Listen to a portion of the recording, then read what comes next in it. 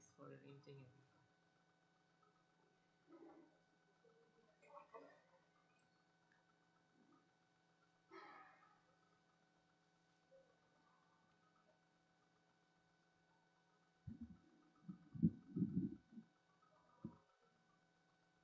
जय राधा माधव कुंज बिहारी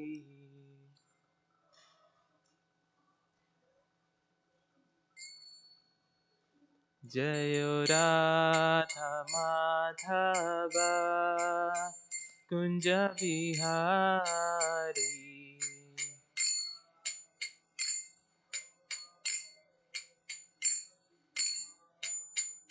जय गोपी जन वल्लभा गिरिवरधारी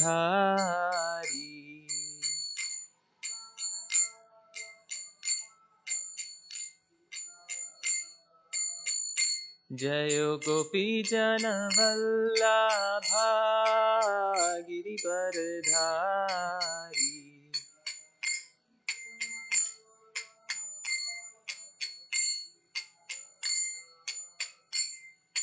यशोदानंदन व्रज जन रंजन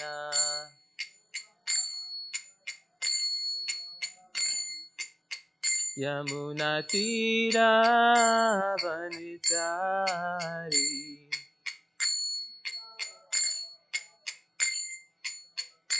जय राधा माधव कुंज बिहारी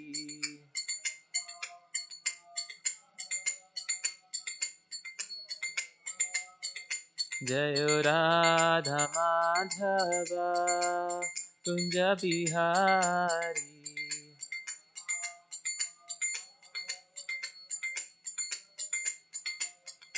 हरे कृष्णा कृष्णा कृष्णा हरे हरे हरे रामा राम राम हरे हरे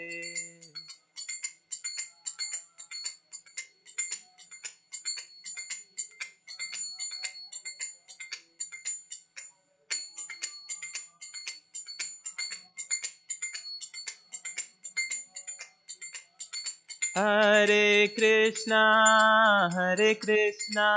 कृष्णा कृष्णा हरे हरे हरे रामा राम राम हरे हरे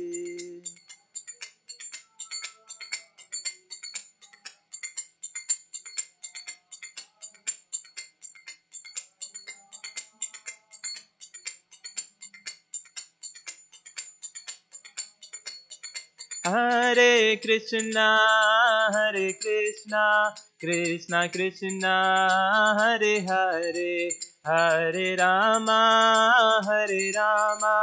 राम राम हरे हरे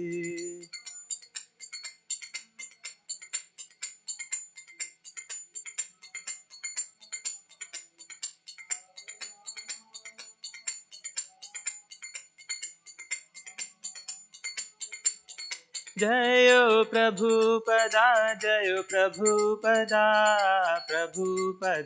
जय प्रभुपदा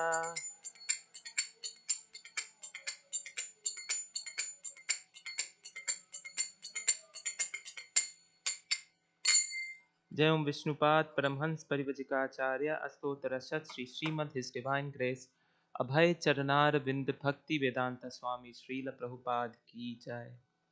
जय ओम विष्णुपाद परमहंस परिवजिकाचार्य अस्तोत्तरशत Shri Shrimad his divine grace Bhakti Siddhanta Saraswati Thakur की जय। वैराग्य मूर्ति गौर किशोर दास बाबा जी महाराज की जय। सच्चिदानंद भक्ति विनोद ठाकुर की जय। जगन्नाथ दास बाबा जी महाराज की जय। अनंत कोटि वैष्णव वृंद की जय। All glories to the assembled devotees, Hare Krishna. All glories to the assembled devotees, Hare Krishna. All glories to Sri Sri Guru and Gauranga.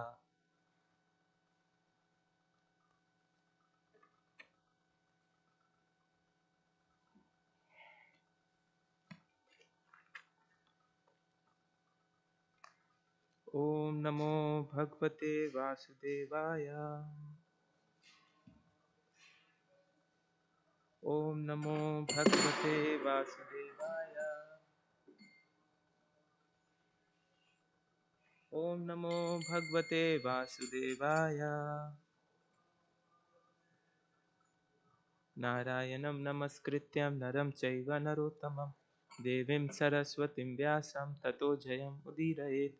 नष्टप्रायेषु अभद्रेषु नित्यं भागवतसेवया भगवती उत्तमा श्लोके भक्तिर्भवति नैष्टिकी।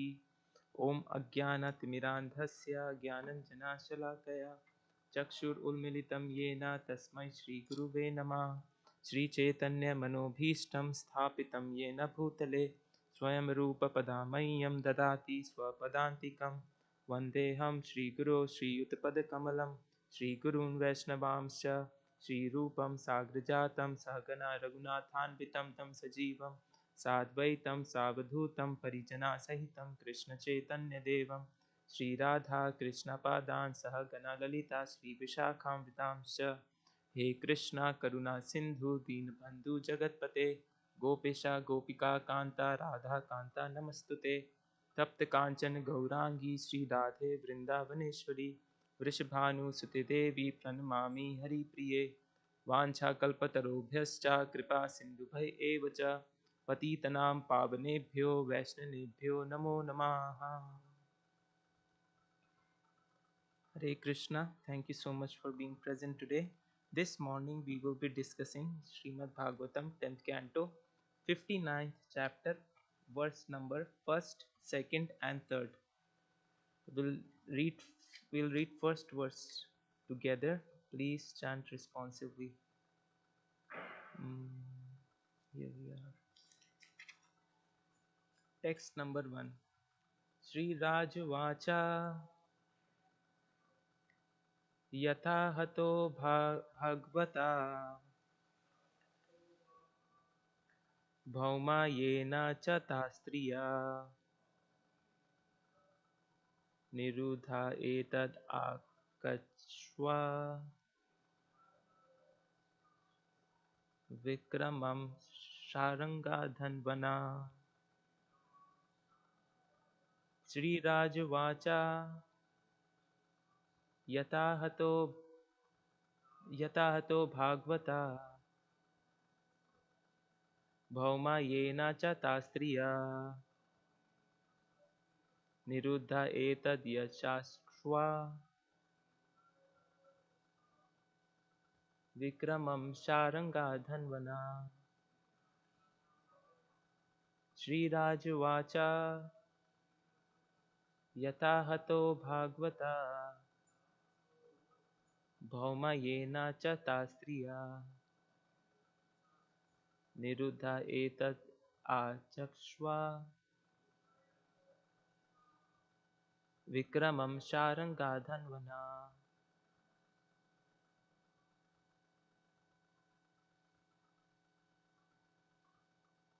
Light track.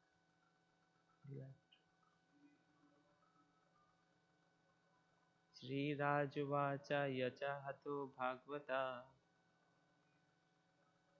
Bhauma Yena Chata Striya Nirudha Etad Achakshva Vikramam Sharangadhanvana. Sri Rajvacha Yathahato Bhagavata Bhauma Yena Chata Striya Nirudha Etad Achakshva Vikramam Sharangadhanvana.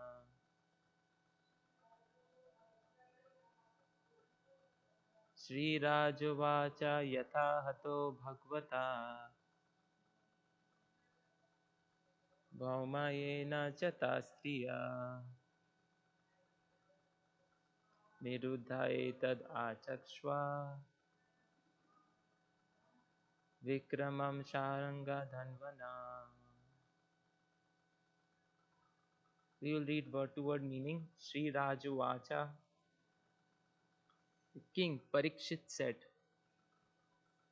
Yatha, how, Hatha, killed, Bhagavata, by the Supreme Lord, Bhauma, Narakasura, the son of Bhumi, goddess of the earth, Yena, by whom, Cha, and Ta, these, Striya, woman, Niruddha, captured, Etat, this, Achakshva, please tell, Vikramam, adventure, Sharanga Dhanvana of Lord Krishna, the possessor of the bow Sharanga.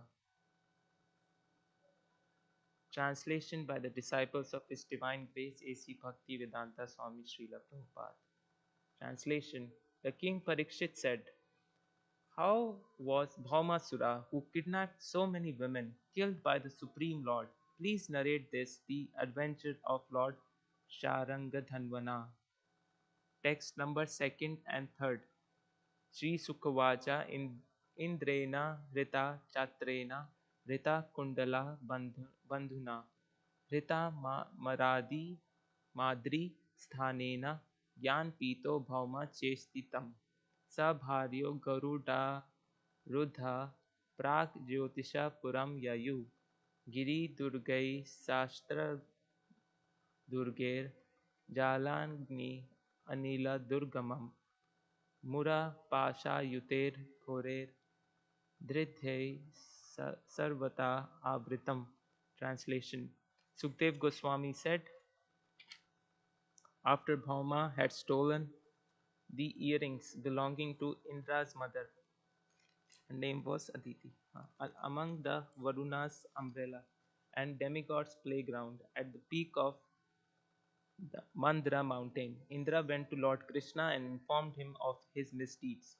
The Lord, taking his wife Satyabhama with him, then rode on Garuda to Pragjyotishapura, which was surrounded on all sides by fortifications consisting of hills, unmanned weapons, water, fire, and wind, and by obstructions of Mura Pasha wire. Purport. The Acharyas have explained in various plausible ways why Lord Krishna took his wife Satyabhama with him. Srila Sridhar Swami begins by saying that the Lord wanted to give his adventurous wife a novel experience and thus took her to the scene of extraordinary battle. Also, Lord Krishna had once granted the blessing of to Bhumi, the earth goddess, that he would not kill her demoniac son without her permission. Since Bhumi is an expansion of Satyabhama, the latter could authorize Krishna to do the needful with the unusually nasty Bhaumasura. Finally, Satyabhama had been miffed when Narad Muni brought a celestial Parijata flower to Queen Rukmini. To pacify, to pacify Satyabhama, Lord Krishna had promised her, I will give you a whole tree of these flowers. And thus the Lord scheduled his procurement of a heavenly tree within his itinerary. Even nowadays, devoted husbands take their wives shopping, and thus Lord Krishna took Satyabhama to the heavenly planets to get a heavenly tree, as well as retrieve the goods Bhaumasura had stolen and returned them to their rightful owners. Srila Vishwanath Chakravarti notes that in the heat of battle, Queen Satyabhama would naturally become anxious of Lord Krishna's safety and pray for the battle to end. Thus, she would readily give permission to Krishna to kill the son of her expansion, Bhumi. So, this is the story about how Bhaumasura was killed. So, what is the background of Bhaumasura? And Bhaumasura kidnapped 16,000, around 16,000 princesses, and Krishna went there to save them. So, if we go back the timeline, Bhaumasura, also called Narakasura, last life king, had daughter 16,000 all these princesses, and Mahavishnu visits the king's assembly, and all the princes, the daughters of the king, surrounds surrounds Mahavishnu, which the king thought was inappropriate. Princesses get cursed that the next life, the next life you will be the king's curses the princesses.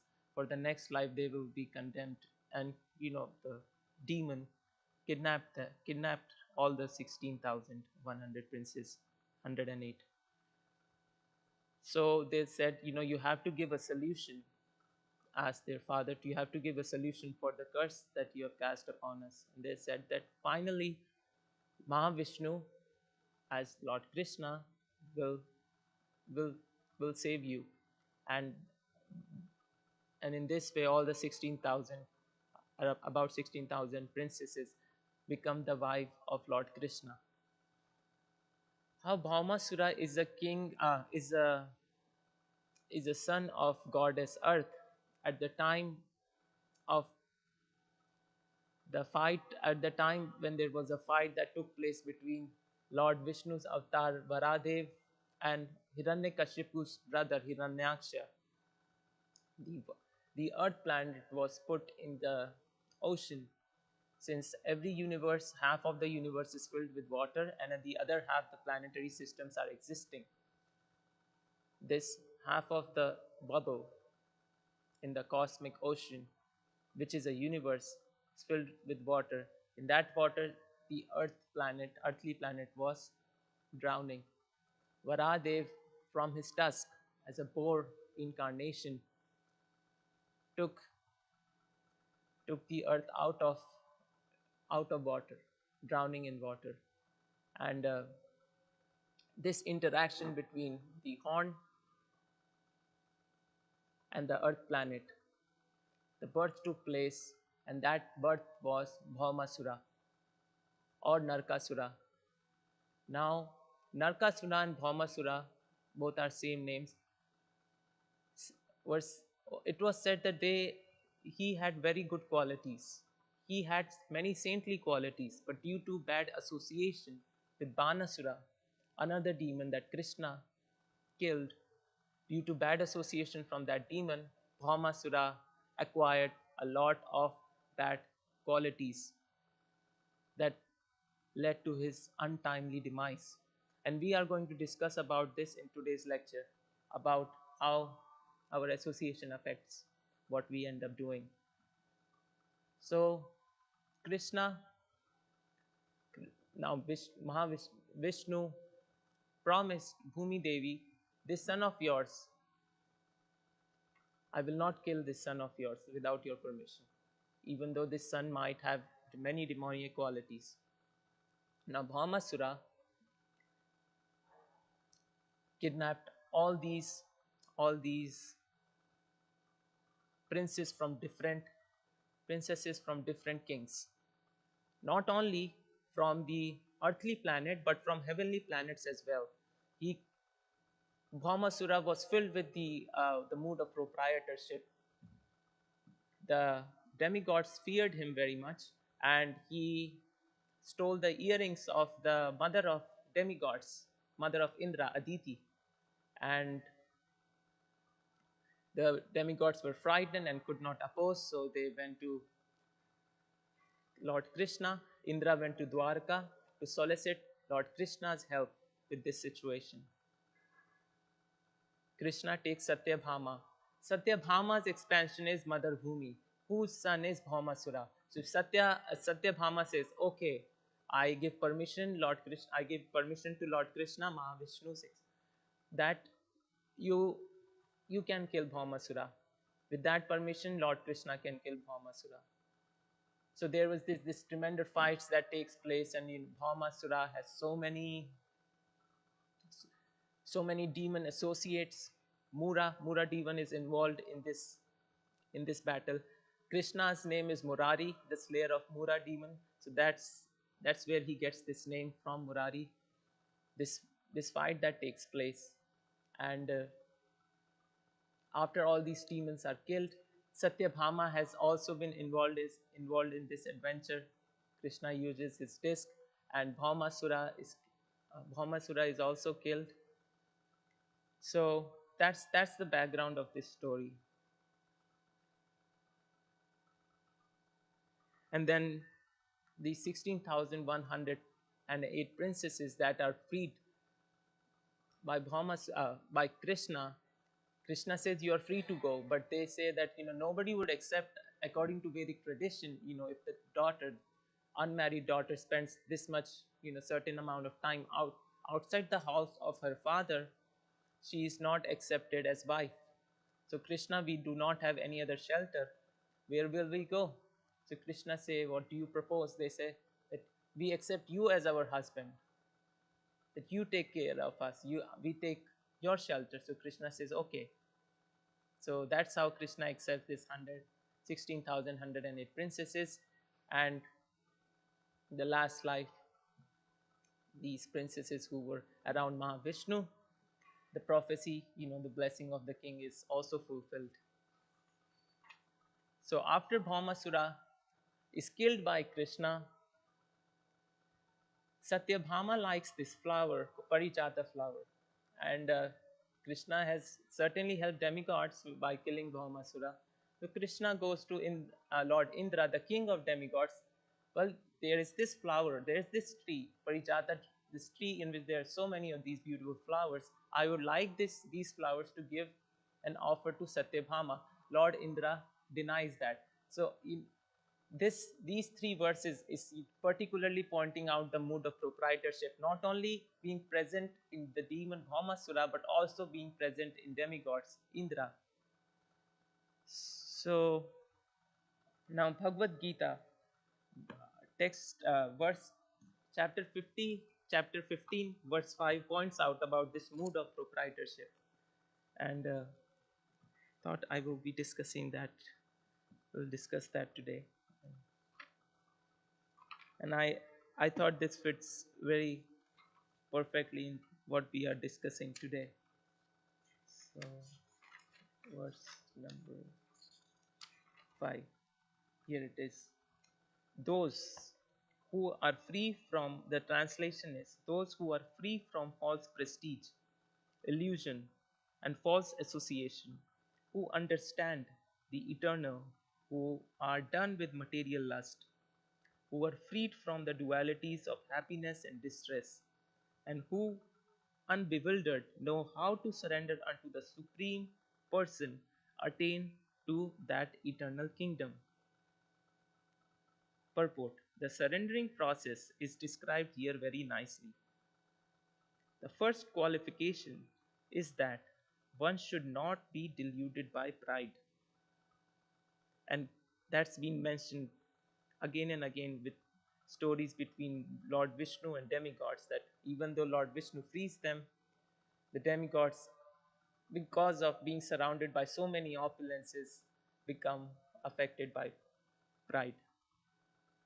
Because the conditioned soul is so puffed up, thinking himself the lord of material nature, it is very difficult for him to surrender unto the Supreme Personality of Godhead. Now, Prabhupada mentions that if Lord Krishna is really merciful, really kind towards, wants to give his special mercy to a jiva aspiring Lord Krishna's devotional service, the special mercy is that Lord Krishna takes all the material opulences away, so that the conditioned soul has no option. The jiva has, not conditioned soul, the jiva has no option but to surrender to Lord Krishna. Prabhupada shares that the astrological chart that was done when he was born, his astrological chart said that he would have a big business empire. And Prabhupada said that my astrological chart says that I will have as same amount of money as Birla. He was the business tycoon in India. Prabhupada doesn't get so wealthy in his business. pharmaceutical business. And Prabhupada was thinking, why is this happening to me? And then Prabhupada shares with his disciples that at that time I read this verse in Srimad Bhagavatam that Lord Krishna, when he's particularly merciful to a soul aspiring for devotional service, Krishna mercifully takes all the material opulences away so that the soul can only rely on Krishna. So that's why it says one should know by cultivation of real knowledge that he is not the Lord of material nature. The Supreme Personality of Godhead is the Lord. When one is free from delusion caused by pride, he can begin the process of surrender. For one who is always expecting some honor in this material world, it is not possible to surrender unto Supreme Person. The last class we talked about that. There are different degrees of lust in Bhagavad Gita. The BBT Bhagavad Gita also has pictured that there are different degrees of lust in a living entity.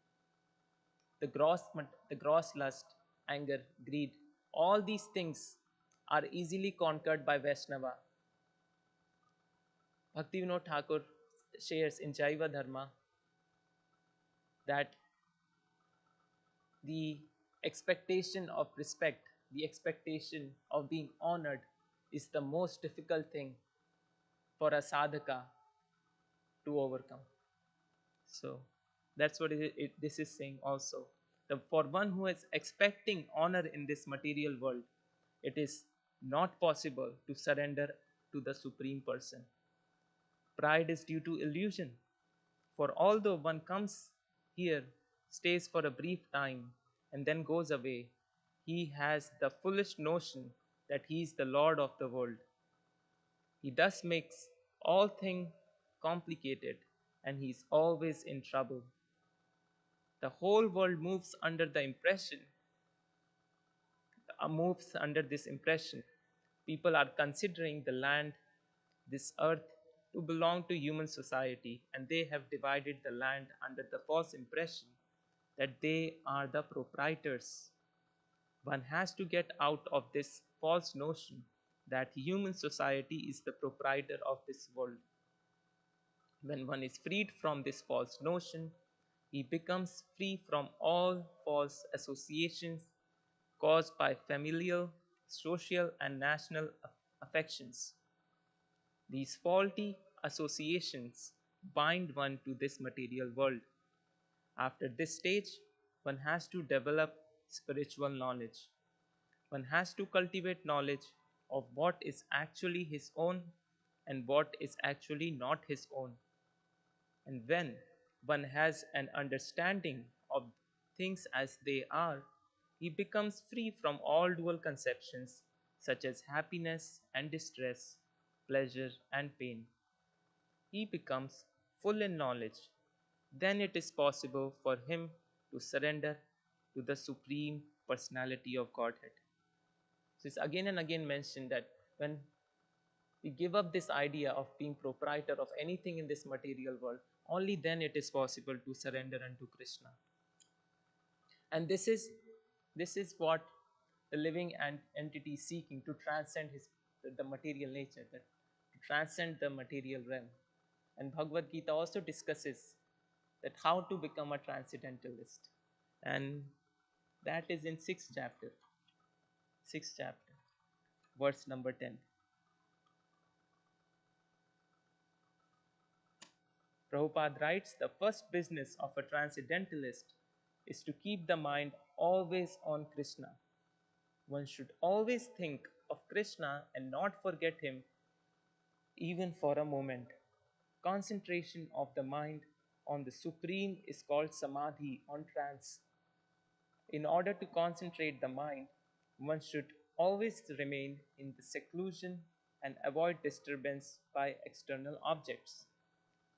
He should be free, he should be very careful to not accept favorable or reject unfavorable conditions that affect his realization.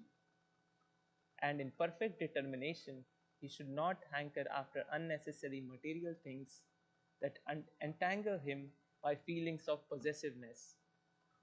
Ultimately, why do we want so much possessions? To protect ourselves from dangers. Bhaumasura had so many kings. He had Narayana Astra, also given by Lord Narayan. He had Brahmastra. He had so many divine celestial weapons. That will be also be discussed as in further verses in this chapter. He had so many sons, and they were really mighty, powerful sons, trying to protect him to be killed from Lord Krishna, but he was not okay, he was not saved. In the last call we discussed the most prized possession the living entity can have, the most prized possession the living entity, the currency that will save a living entity is faith in Krishna. If one has faith in Krishna, that Krishna is my protector, then that is the most prized possession that we can have, that can save us. And that is what that is what can give a living entity peace. Prabhupada says that there's a formula of peace. And the first formula of peace is that Krishna is the proprietor of everything. Krishna is the supreme personality of Godhead. It's mentioned that if one is supposed to wants to have peace, then he needs to understand the proprietor of everything is Lord Krishna. Uh, trying to find the specific verse that mentions that. Yes, I have written these points. So in the purport, Prabhupada says that every living entity is seeking peace, seeking relief from material bondage. And how can this peace, this relief can be realized? And it's perfectly described also, how much relief is a conditioned soul seeking in this material world. Due to mode of goodness, the living entity feels peaceful, and the Brahman realization that I am Brahman actually gives the living entity happiness. But due to being separated from the source, being the source of all material and spiritual energies, due to being separated from Krishna, the living is described that as that the living entity being underwater for a long time. How much longing the living entity would have that it wants to get out of the underwater and catch some air. It will do anything to catch some air because it's being suffocated, and that's how the stage the living entity in this material realm is feeling. I want to get out of this bondage from material nature. And that is the relief that can only be felt if the conditioned soul realizes that Krishna is the proprietor of everything. And I was hearing in one of Prabhupada's lecture also that Prabhupada says if we are feeling a lot of anxiety, if we don't know what to do and there's so much difficulty, physical as well as mental, how we can feel relief in just one moment. And Prabhupada says that if we pray to Krishna, Krishna, you are you are my Lord and I am your servant. Whatever you'll desire will happen. Just accepting this fact will give us immediate relief. And we'll discuss this idea of how to accept Krishna as the ultimate proprietor and how we can acquire that stage. So, as we were discussing in last class, the 10 esoteric truths of the Vedas by Srila Bhaktivinoda Thakur. So today we will discuss chapter number 8, Jiva, the liberated transcendental position, the freedom from the idea of proprietorship. Where does this idea of proprietorship comes from? When the living entity comes under the spell of Maya, the enchantment of Maya. The chapter begins with, with this phrase, even though the jiva, enchanted by Maya, is chained by endless desires of fruitive activities, Yet, he never forfeits his inherent nature and constitution as marginal energy. In this condition, his materialistic habits have turned into his second nature, have grown stronger, but his spiritual consciousness as the eternal servitor to Sri Krishna, which is almost extinguished, nevertheless continues to exist. The slightest provocation or opportunity will immediately trigger off his original spiritual nature, which then begins to assert itself. So, this talks about the trigger. What is that trigger that revives our spiritual consciousness? Prabhupada says that in this, we, we are in this material world for long time, for lifetime after lifetime after lifetime. So, all these bad habits, all these defects, all these anarthas has become our second nature. They are really deep rooted. But at the same time, our spiritual consciousness is inherent, and there is something that triggers that spiritual consciousness. What is that trigger? The contact with saintly soul is the only provocation or opportunity that can trigger our spiritual consciousness. So, to come in contact with a saintly person, a devotee of Lord Krishna, can help us to revive our spiritual consciousness.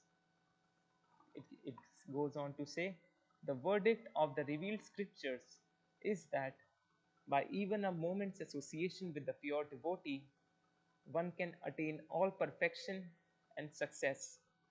One is immediately freed from clutches of Maya if he seriously if he is serious and he sincerely prays, my dear Lord Krishna, although I have forgotten you for so long, for so long years in the material world, today I am surrendering unto you. I am your property. Please engage me in your service. There's the same thing Prabhupada says, acquire, being possessed, with all these anxieties, difficulty, all these mental pain, physical difficulties, just accepting this fact, Krishna, you are my Lord. After for so many years, I have forgotten you. Now I'm surrendering unto you. I am your servant, and one is immediately freed from the clutches of Maya. Same prayer. Now, the Chaitanya Charitamrita, Prabhupada, uh, Chaitanya Mahaprabhu is discussing about how there are different species of life in this material world, and teachings of Lord Chaitanya Mahaprabhu is discussing these concepts with Rupa Goswami, and one of the mentioned in Chaitanya Charitamrita is Brahmanda Brahmite Kona Bhagyavan Jeev Guru Krishna Kripa Pai Bhakti Lada Peej. Bhagyavan Jeev said, by good fortune one comes in contact with saintly person, pure devotees, and that starts the devotional service in that conditioned soul's life. And by this association, the living entity ultimately gets liberated from the material nature. Now, this concept of cause and effect is discussed.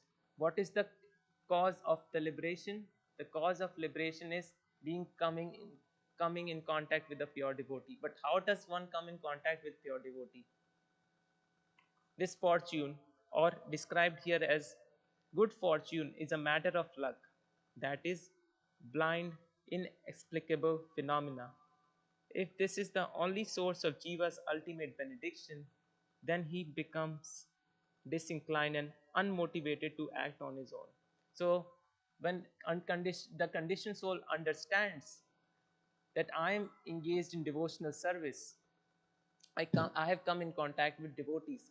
It is not because of something I did. Somehow or other, Prabhupada says, somehow or other you have, somehow or other you come in contact with the devotees of the Lord, and that starts our devotional service.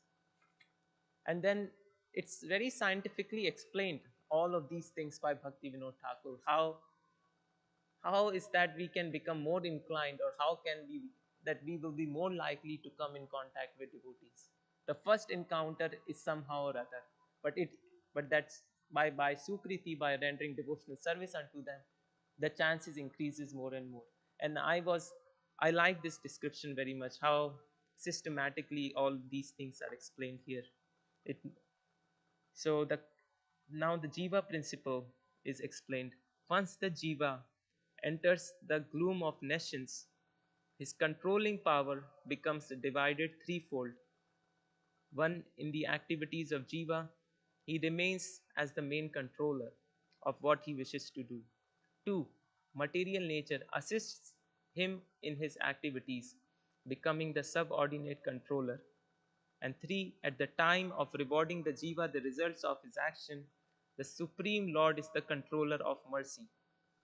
The jiva's willful acceptance of Maya's enslavement is not tantamount to the loss of his original independence. What is the original independence? Who do I want to serve? Do I want to serve Krishna, or do I want to serve Maya? After the jiva enters the jurisdiction of Maya, the time when the result of all the activities he has performed are ripe for fruition is known as bhagya, or fortune.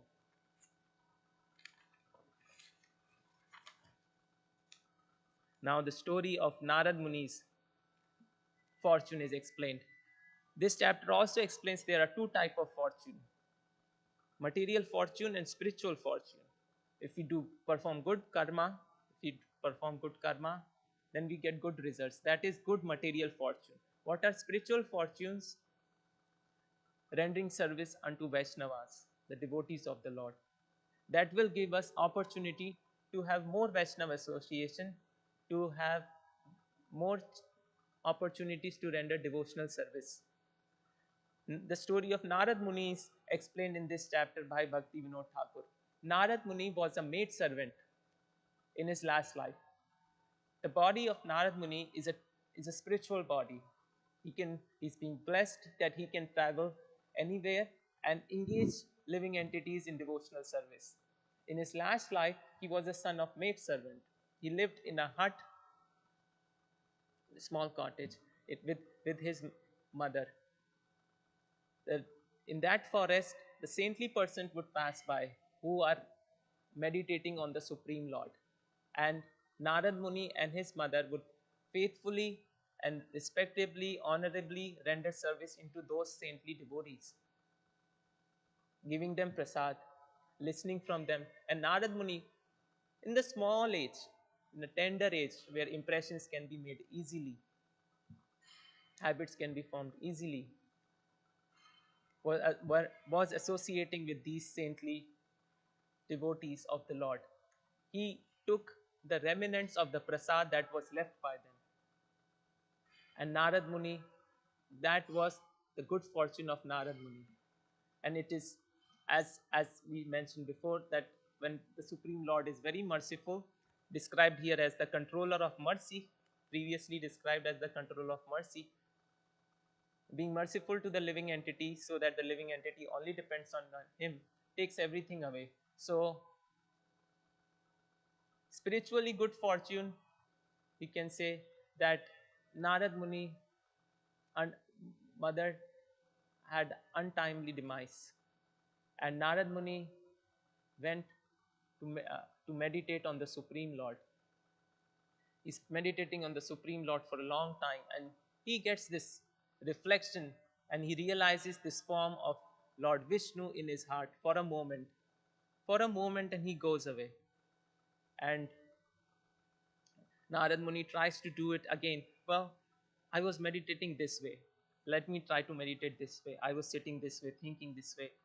My breath was like that. Now, if I try to meditate in a similar way, the Lord Vishnu will come. But Lord Vishnu did not come. And he spent all his life trying to find this reflection of Lord Vishnu. Now he again takes birth, but his next birth is as the son of Lord Brahma. but he acquires a spiritual body out of the good fortune in his last life of being associated with Vaishnavas. As we have triggers in this material world, that if a certain thing happens to us, it triggers anger, it triggers greed, it triggers the feelings of hurt. There are similar triggers in our that awakens our spiritual consciousness. What is that trigger? Bhakti Vinod Thakur is saying that trigger is to somehow or other come in contact with the devotees. That triggers our spiritual life. So, this is how it works. The conclusion is that the accumulation of many lifetimes of pious activities, called Sukriti, rewards one with good fortune, also called Bhagya, which imbues the heart with faith, Shraddha, and respect for saintly souls and their association. This Shraddha, faith, gradually produces faith in devotional service and chanting, eradication of unwanted material desires in the heart, steadfastness in devotional service, taste for it, single minded attachment, and finally attraction and love for Krishna. In the lifetime when good fortune shines on the jiva, he is endowed with faith, Shraddha. As we talked about before, the most prized possession in a soul's in a soul's life for the soul is faith in Lord Krishna. In a lifetime when good fortune shines on Jiva, he is endowed with faith. The Shraddha and saintly association are glorified as the root cause of all benedictions. So, all the benedictions that we are longing for, that we search for so desperately in material acquisitions, as Bhaumasura has so many sons, has so many weapons, but he can still not be saved because he doesn't have servitorship mood towards Lord Krishna. By some good fortune, he seeks the association. There's this verse about liberation. The subtle and gross material bodies have encased the spirit of soul, Jiva, and subordinated him under stringent laws. In this condition, the Jiva always laments. By some good fortune, he seeks the association of saintly devotees, and in this association, he gradually liberates himself from Maya's captivity. When the Jiva beholds the object of his worship, the Supreme Godhead, Lord Vishnu, his distress is dissipated and he is enlightened with the glory of his eternal identity as Krishna's servitor. That's our eternal identity. As soon as we realize our eternal identity, Prabhupada also says, understanding our identity as Krishna's servant, all the distress is immediately dissipated. Last class we talked about Varnashrama Dharma and how Prabhupada said, mentioned as in Manu Samhita, it is important to have the four regulated class order: material, Brahmana, Kshatriya, Vaishya, Shudra, and in the spiritual life, Brahmachari, Grahas, Vanaprastha, and Sannyas. These regulative principle of living helps us to discharge devotional service. But the most important, highest principle is devotional service. If we are not performing devotional service, all these things are not helpful. Why? Mentions in Chaitanya Charitamrita, Madhya Leela 23.26 and 29. The followers of Varnashrama institution accept regulative principles of four social orders and four spiritual orders. However, if one carries out the regulative principle of these orders but does not render transcendental service to Krishna, he falls into the hellish condition of material life. There are many philosophical speculators belonging to Mayavada school who consider themselves liberated and call themselves Narayan. However, their intelligence is not purified unless they engage in Krishna's devotional service. The devotional service is the highest end. And as Prabhupada showed also, for the highest principle, the underlining principles can be superseded. Now, these Mayavada school is mentioned here because they can get liberation also, but only to the level of Brahman. This book's Das Mula Tattva describes liberation from the material consciousness is understanding our identity as servant of Krishna. That is real liberation. This liberation, thinking, just having an understanding of Brahman, I am spirit, and ultimately considering ourselves as Narayan is described as the last snare of Maya, so that the living entity is encased in this material world.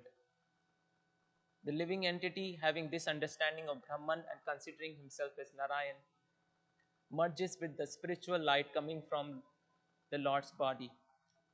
But the living entity cannot stay in this position forever, because the living entity seeks and desires association, cannot get the association of the Lord, and again falls down in this material realm, described in Chaitanya Charitamrita as the hellish condition of material life. So this is not ultimately a liberation.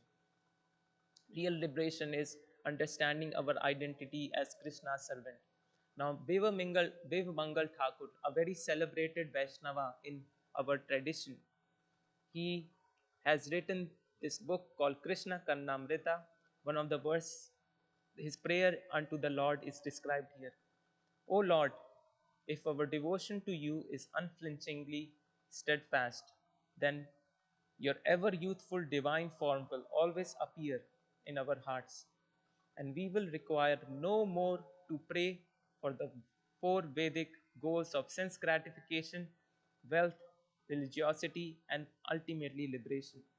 The reason is that liberation personified is gratefully rendering humble service to you, while personified sense gratification, wealth, and religiosity awaits patiently in attendance with folded hands, always ready to execute your wishes in serving your lotus feet. So all the other things the living entity's desired comes automatically when the living entity attains the spiritual form, original constitutional identity, lives forever, has all the spiritual opulences, but all of this stands in wait, so that are there so that we can serve the Supreme Lord. And the the conclusion was what Bhaktivinoda Thakur is saying, that what triggers our spiritual consciousness is coming in contact with the devotees, coming in contact with the devotees and rendering service unto them. That develops faith in us, which is our most prized possession, because with that faith we can keep rendering service to unto Lord Krishna. Because faith is what saves us. With faith all things are possible, all you need is faith. These are so many of these phrases and proverbs are there for this reason only. Bhaumasura could not be saved even though he had Narayana Astra. He also had a Astra called Vaishnava Astra, and he had Brahmastra. He had so many sons.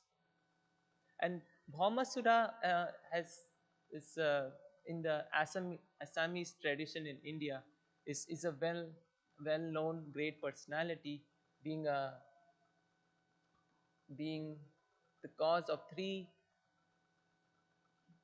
dynasties that are still present there, and due to being getting the blessing that by not that only if the mother goddess desires, then only Bhaumasura can be killed.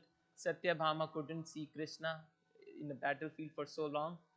So due to, as described in the purport, as seeing the nasty behavior of Bhaumasura,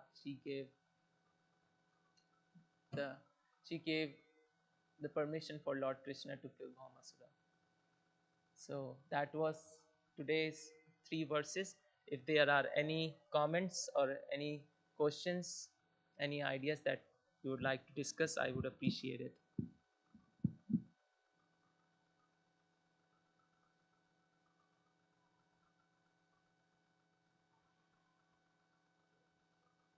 There is one question. There's two questions. Prabhu, I think the battery is charged. I'm not sure.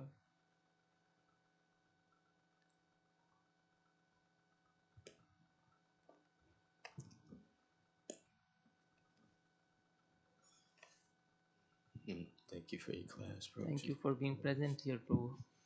Um,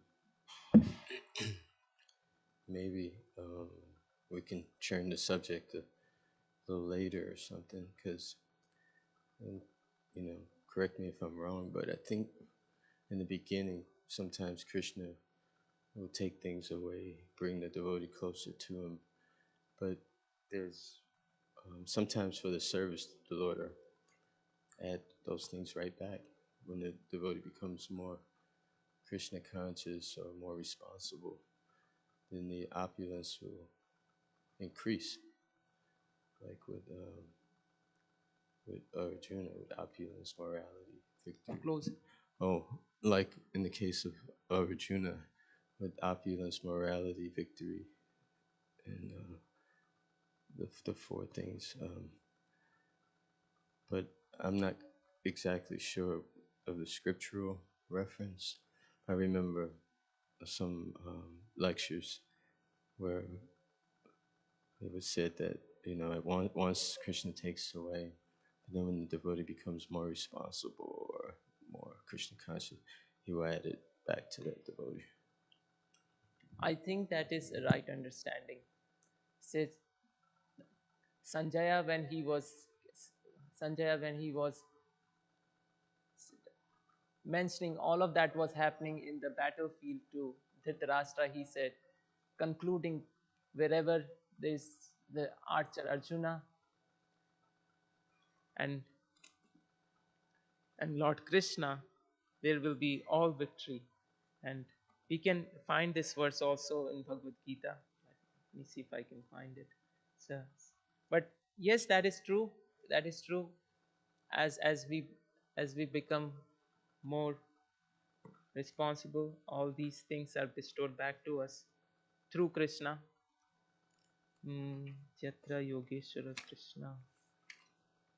Last verse. Yatra Yogeshwara Krishna, Yatra Partha Dhanodhara, Tatra Shaido Vijayo Bhutir Dhruva Nitir Matir Mama. Wherever there is Krishna, the master of all mystics, and where there is Arjuna, the supreme archer, there will also be opulence, victory, extraordinary power, and morality. That is my opinion.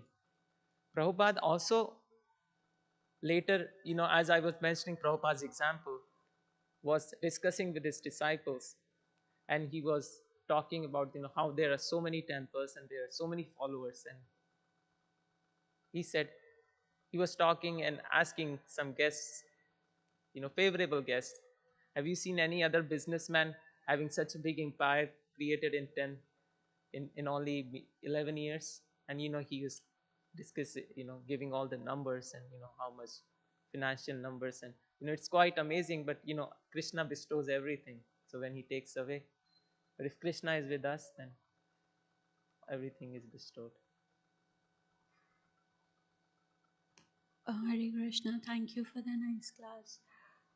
So my question is a more practical one. Like we all here, we all basically know the knowledge, which is like endless, written in the Bhagavatam, and the basic principles of God consciousness or Krishna consciousness. But when it comes to practical applications, many times I have seen many people and myself most of all struggle with practical application. It's like just like a simple example is that we should look at a cow, a meat eater, a dog eater, a Brahmin, and all kinds of varieties of people with equal mindedness, because the spark of God resides in all, and we should not see, oh, this person is like very elevated, or this person, because it's all like in the end we are all different. We all are sparks of God. So when it comes to like any problems between devotees, or between our own relationships, or between what is right and wrong, because this is your duty and this is not, well, basically we are not looking at all beings equal mindedly, and not following what like the books say. Basically it's very difficult to follow for myself, or like not react when a person gives you like 10 slaps, like it's in Christ. It's like because it's his karma reacting, and so look at it with an equal eye and not react. And then second of all, like many principles even Prabhupada said is like after 50 one should renounce the uh, householder's life and given to sannyas. But not all people, especially like devotees, like the American devotees are very they follow it very rigorously, but the other devotees seem to not like follow it after 50 also. They are very attached to family life, human life, their children, and then they still like we still think that we are in Krishna consciousness for 60 long years. So that's just my confusion, is like how to uh, practically apply it in the life, because it's all in the head fine, but ultimately we'll be judged for what we have done, not what we have heard or known. So that's my question. Thank you. Listening. Hmm. Yes, you said, few things that I can recall. That's this, it says, the Brahmana, they seeing everybody on an equal platform. We discussed last class also this, egalitarian society, everybody seeing everybody as Krishna's servant. And I asked this question also. This comes at a later stage. We have to make distinctions. We have to make distinctions between different people, and associating with like-minded Vaishnavas is very, very crucial, especially in the beginning of Krishna consciousness. And these differences that was mentioned, and about what Prabhupada was saying. And yesterday one Prabhupada disciple was sharing a similar concept. The story of Prabhupada, the life of Prabhupada gives a very good example for other devotees to follow.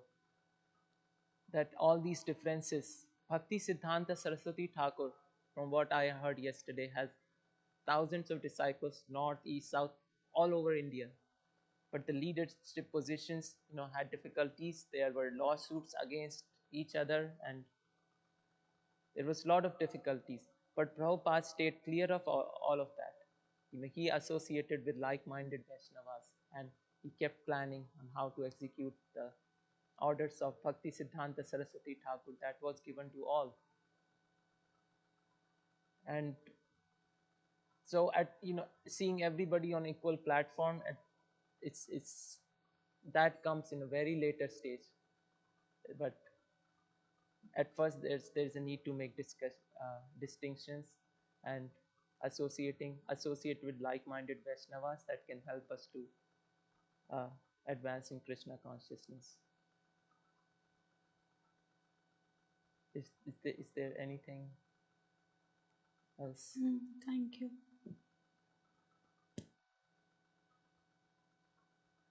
If there are no other questions, we'll end.